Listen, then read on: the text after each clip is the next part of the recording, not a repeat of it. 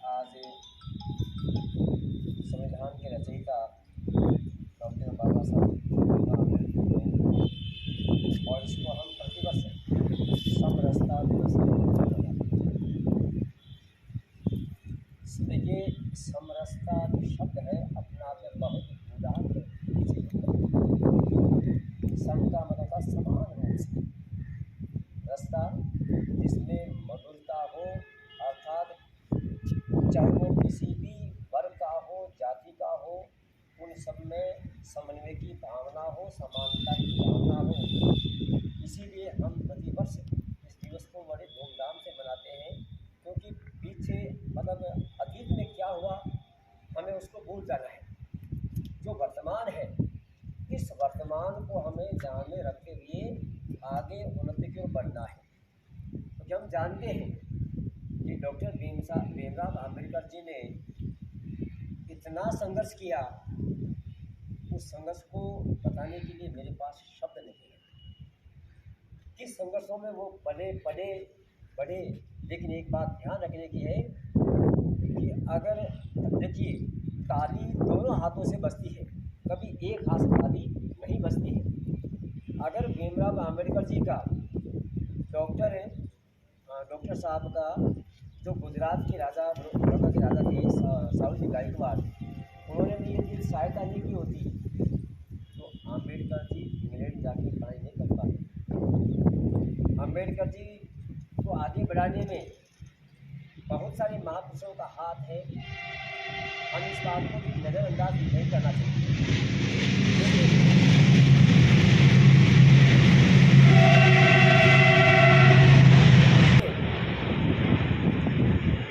उनका जो तीन शब्द है वो हमारे लिए बहुत महत्वपूर्ण है।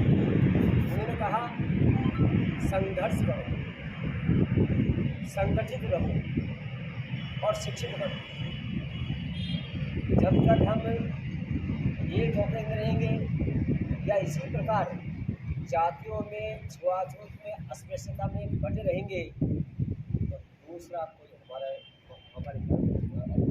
करके चला जाएगा। 22 अप्रैल 1947 को डॉक्टर अम्बेडकर ने स्पष्ट कहा था, जितने भी जो दलित वर्ग के उस दिन बाबा साहब ने स्पष्ट कहा था कि मेरे भाइयों, तुम पाकिस्तान छोड़कर यहाँ आ जाओ, नहीं तो अन्यथा तुम्हारे साथ वही होगा जो आज तक हुआ है। और यही हुआ कि जिस समय पाकिस्तान में हिंदू की संख्या 16% थी, आज वहाँ पर केवल 1% रह चुकी है। और मैं आपको एक उदाहरण देना चाहता हूँ कि तात्कालिक समय में दो महापुरुष हुए थे, डॉक्टर अम्बेडकर जी और दूसरे जोगेंद्र नाथ मंडल। जोगेंद्र नाथ मंडल ने कहा कि नहीं, मैं पाकिस्तान के साथ जाना चाहता हूँ, और उनको वहाँ का कानून मंत्री बनाया गया। जोगेंद्र नाथ मंडल ने सोचा कि जो मुस्लिम बंधु है उनके साथ मैं ज़्यादा सुरक्षित रहूँगा, हमारे साथ किसी भी प्रकार की छुआछूत या अस्पृश्यता की भावना नहीं बढ़ती जाएगी। लेकिन हुआ इसके विपरीत, और उनके सामने वहाँ जो हिंदू वर्ग है उनकी बहन बेटों की इज्जत लूटी गई, उनके साथ बहुत अत्याचार किया गया, उनको मारा गया, काटा गया। और आखिर में 1950 के अंदर मजबूर होकर जोगेंद्र नाथ मंडल को बाहर आना पड़ा और गुमनामी के अंदर जिया और मरना पड़ा। और यही भारत के अंदर अम्बेडकर ने कहा कि मैं अपने देश को नहीं छोड़ सकता, मेरे लिए राष्ट्र पहले है, वतन मेरे लिए पहले है। और यही कारण था कि वहाँ से में भारत का पहला कानून मंत्री डॉक्टर अम्बेडकर जी को बनाया गया। अम्बेडकर जी ने वाकई में बहुत सारे, चाहे वो अमेरिका से ले लो, चाहे इंग्लैंड से ले लो, जहाँ कहीं भी उनको अच्छी बात मिली वो हमारी संविधान, मतलब संविधान जो हमारा जो संविधान है, लोकतंत्र का जो संविधान है, वो संसार का सबसे बड़ा संविधान है, इससे बड़ा कोई संविधान नहीं है। लेकिन आज यदा कदा देखने को आता है कि संविधान की अवहेलना, तो हमें इस बात को ध्यान देना चाहिए। और मैं क्षमा चाहता हूँ कि बाबा साहब ने कहा कि जब तक जातिवाद छुआछूत रहेगी तब तक हिंदू एक नहीं हो सकता है। तो इसके ऊपर भी हमें अधिक रूप से ध्यान देना पड़ेगा, नहीं तो हमारे साथ भी वही होगा जो वास्तव में 1947 में हुआ था। 1947 में जब भारत पाकिस्तान हुआ था तो पाकिस्तान से जितनी भी ट्रेनें आई थी वो सारी लहूलुहान होकर आई थी, और वहाँ से एक भी आदमी जीवित नहीं आया था, एक भी आदमी जीवित नहीं आया था, वो सारे मारे गए थे।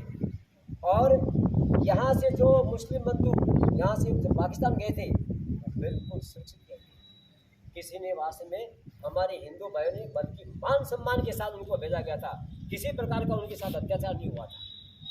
इसलिए मेरा कहना यही है कि हमें जो वास्तव में गाँवों के अंदर आज भी प्रचलित प्रथाएं हैं उनको समाप्त करना का बीड़ा हमें उठाना पड़ेगा।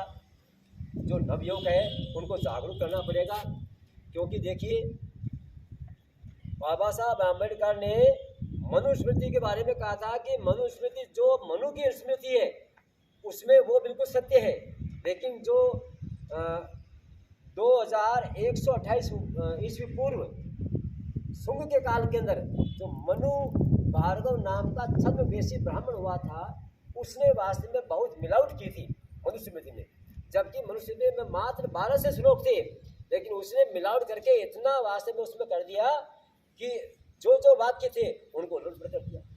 जबकि मनुस्मृति में स्पष्ट कहा गया है कि जो अगर अपनी संतान को विद्या नहीं देता है तो वो सबसे बड़ा पापी होता है। मनुस्मृति में साफ लिखा हुआ है कि जन्मना जायते शूद्र संस्कारात् द्विज उच्यते। मनु महाराज ने कहा था कि जन्म से सभी लोग अज्ञानी होते हैं, मूर्ख होते हैं, उनमें किसी प्रकार का बोध नहीं होता है, परंतु जैसे परिवार में उसको संस्कार मिलते हैं वो आदमी वैसा ही बन जाता है। तो एक तो हमारे घरों में यदि किसी प्रकार का दुर्व्यसन है तो उनको त्यागना चाहिए, क्योंकि जब तक दुर्व्यसन को या हमारा खान पान नहीं सुधरेगा तब तक वास्तव में कोई हमारा नहीं लगाएगा। इसलिए एक तो हमारा खान पान सात्विक होना चाहिए, क्योंकि हमारे पूर्वजों ने कहा है कि जैसा खाना वैसा होवे मन। इसलिए हमें इस बात को नज़रअंदाज नहीं करना चाहिए कि भाई हमारा जो आहार व्यवहार है वो अच्छा होना चाहिए, आपस में मेलजोल अच्छा होना चाहिए। और यदि कोई व्यक्ति कोई बच्चा पढ़ाई में होशियार है या वो गरीब है तो हमारा कर्तव्य बनता है कि हम उसकी मदद करें, उसको आगे बढ़ाने में प्रोत्साहित करें, मतलब उसको कभी हतोत्साहित नहीं करें। और मुझे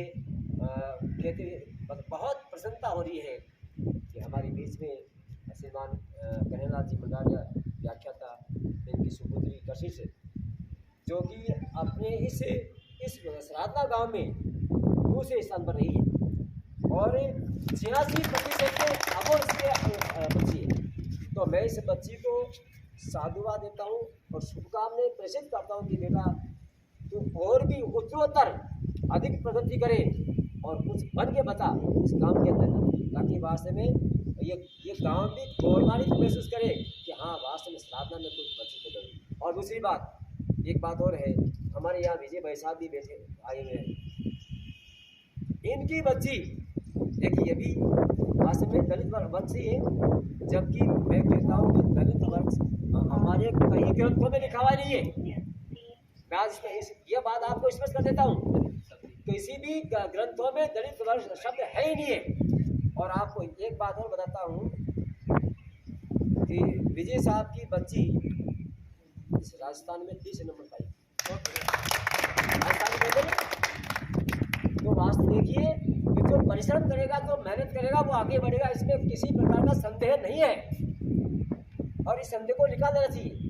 और आज मैं देख रहा हूँ, मुझे बड़ी वेदना होती है, पीड़ा होती है कि 20-20 साल के बच्चे पूरे दिन भर ताश खेलते रहेंगे। अगर उनको मैं कहूँ कि बेटा वास्तव में ये जो समय है कि आज तो तुम अपने माता पिता के ऊपर वास्तव में खा रहे हो, खेल रहे हो वास्तव में और मजा कर रहे हो, लेकिन आने वाले दिनों में आपकी वो कंडीशन खराब होगी कि वास्तव में आप सोच नहीं पाओगे। तो हमें इस ओर भी ध्यान देना है। और आपको मैं बता देता हूँ कि कास्टिज्म, जातिवाद का जाति जो शब्द है वो हमारे इस ग्रंथों में कहीं लिखा हुआ नहीं है। हमारे ग्रंथों में केवल वर्ण शब्द है। वर्ण का मतलब होता है कि अच्छे का चयन और बुरे का त्याग। जाति शब्द तो लॉर्ड मेकाले की देन है। भले आप पढ़ लीजिए लॉर्ड मेकाले को, अच्छी तरह पढ़ लीजिए, क्योंकि मैं वास्तव में मैं स्वाध्यायशील प्राणी हूँ, मैं पढ़ता रहता हूँ कि अंग्रेजों के आने के बाद ही, इन मुगलों के आने के बाद ही वास्तव में जाति प्रथा शुरू हुई है। पहले हमारे देश में जाति प्रथा नाम की कोई शब्द नहीं है। अच्छा, दूसरी बात है कि जाति शब्द को मैं वास्तव में परिभाषित कर देता हूँ कि जाति का मतलब होता है कि जिस योनि में किसी प्राणी का जन्म होता है, जो जन्म से लेकर मृत्यु पर्यंत बनी रहती है, उसी का नाम जाति है। जैसे मनुष्य जाति, सर्प जाति, पक्षी जाति, ये जाति है, ठीक है। जबकि हमारे मनुष्य में तो क्या है, वर्ण होता है, और वर्ण का चयन होता है, मतलब अच्छे का चयन और बुरे का चयन। और आपको मैं और बता देता हूँ कि हमारे जो चार वर्ण थे वो जन्म के आधार पर नहीं थे, वो कर्म के आधार पर थे। सीधी सी बात, वो कर्म के आधार थे। आज यदि वास्तव में गणेशलाल जी है, अगर ये पढ़न पढ़ने का काम कर रहे हैं, ठीक है, तो आज ये क्या है, ब्राह्मण है।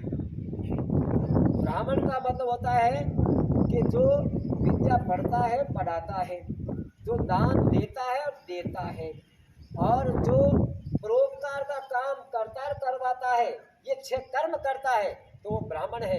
यदि 6 कर्म से च्युत हो जाता है तो वो ब्राह्मण नहीं होता है।